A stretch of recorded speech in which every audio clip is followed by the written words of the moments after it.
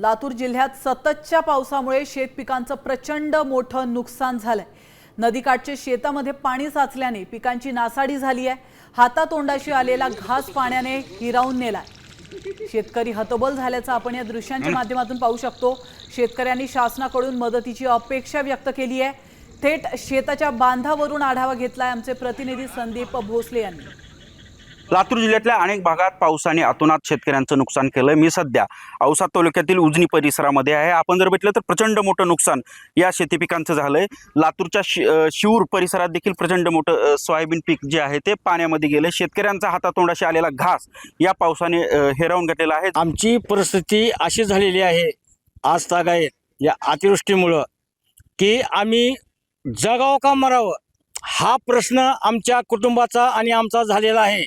आणि निव्वळ आमची शेती जी आहे ही शेती आज तागायत ही शेती आमची कमी खर्चाची राहिलेली नाही। सोयाबीनचा पिशवीचा आजचा बॅग जर धरला तर तो आज 2500 आहे। खताचा भाव ज्यावेळेस आघाडी सरकारच्या काळामध्ये जो एक 500-600 रुपये होता तो आज तागायत 1500 रुपयापर्यंत हा टिपे गेलेला। संदीप भोसले, साम न्यूज, लातूर।